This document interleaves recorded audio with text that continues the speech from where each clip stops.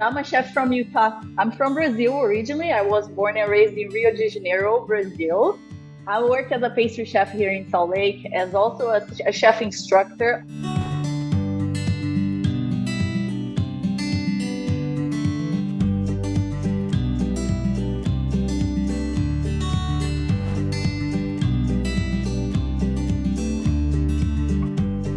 So candy making is the preparation and cooker of candies and sugar confection. So basically, you're going to get a lot of sugar, put a lot of heat, and then some sort of liquid and fat to it, and then let it cook, okay? But what happens to it is, like, if you put too much heat, it can burn. If you don't put too much heat, it's just going to be like a syrup of sugar, and you don't want that.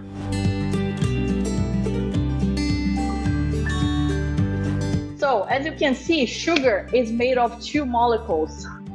They are called monosaccharides, which is glucose and fructose.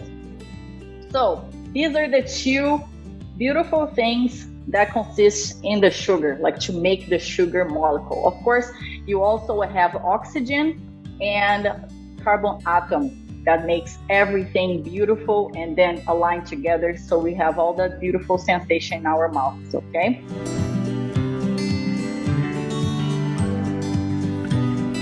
Okay, a monosaccharide is basically carbs, okay? Carbohydrates, the most basic form of a carbohydrate.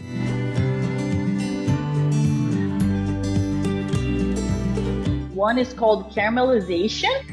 It's when you add heat to the sucrose molecule to the right temperature, and then it's going to break apart to form caramel, all right? And then because sucrose is a molecule that hates to split up, it tries to reform into sugar crystals. I don't know if you guys ever decided to melt some sugar in a pan. You're going to start really well, it starts looking good, and then suddenly, boom, it burns, okay? That's why it's very important when you're doing, like, making any candy, to use a good thermometer.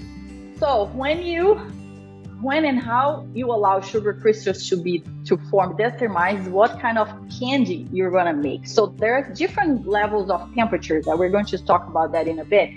But the more heat you add to that sugar, different stages of caramelization you're gonna get, okay? So another thing that happens when you're caramelizing sugar, you're going to have crystallization. The crystallization is how you form crystals of sugar inside that candy, okay? So the crystalline, it will be those candy that contains the crystals inside. So for example, let's say you make the candy and the candy goes a little bit over the temperature that you wanted. When it cools off, it's going back to the hard form, right?